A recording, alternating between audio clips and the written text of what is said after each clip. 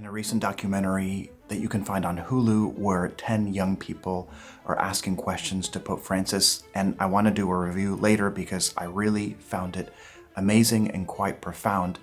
But there's one person that really shines through, this young, faithful Catholic girl that's part of a certain movement in the church, and she says the most amazing thing towards the end of the documentary. She says that knowing the love of God and the love of God puts everything else in second place, and that all the issues that they were talking about don't really matter. That's the sense of what she was saying, that what matters most is knowing God's love for you. And today on Good Friday, that's what it's all about.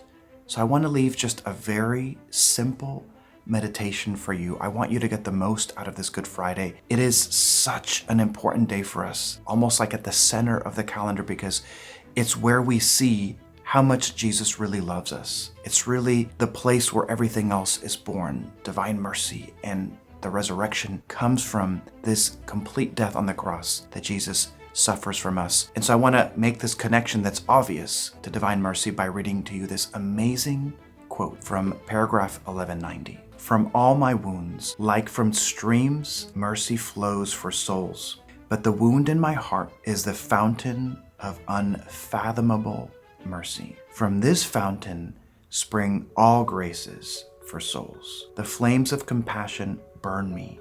I desire greatly to pour them out upon souls. Speak to the whole world about my mercy. So my friends, we have a challenge here and an invitation to go to the wound of his heart today. It's this fountain of unfathomable mercy. We can never understand it. We will never wrap our mind around it, but it's there, and he wants to pour it out on you. He wants to pour it out on me, and he wants us to invite others to receive from that fountain. That's the challenge, for us to have the courage to speak to everyone about his mercy, because we know that we're going to get rejected. We know. So how can we do this? I think we need instruction from the Master.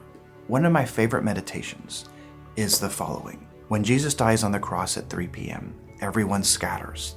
The few that are left are Mary Magdalene, St. John the Apostle, the Blessed Mother, maybe a few others. We don't know for sure. And then at some point he was taken down from the cross, presumably as soon as possible. So let's say 30 minutes later, or within the hour. So by 4 p.m., he is in the hands of the Blessed Mother.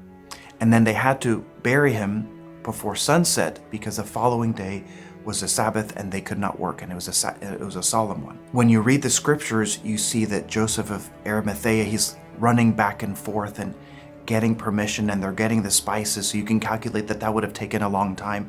So in other words, for at least several hours, the Blessed Mother had Jesus in her arms, waiting as all that happened, as all the details are happening in the background. They're all there in the presence of Jesus, dead in the hands of the Blessed Mother. Do you remember that scene at the end of the movie, The Passion? Well, the movie just shows it as if it's just a few moments. That was at least several hours. She knows about that unfathomable spring of mercy. Mary is the mother of mercy because she meditated right in front of her the wounds that Jesus had. When you go to the Divine Mercy, or when you go to the Good Friday service today, sit with Mary, looking at the wounds of Jesus. Think about how she felt. Ask her a share in that feeling in your own heart. My friends, I hope this Good Friday and this Holy Week have been a source of grace for you, that you have truly encountered God's love for you and the mercy that he wants to pour out on you and on all souls. God bless you, and I will see you in the next one.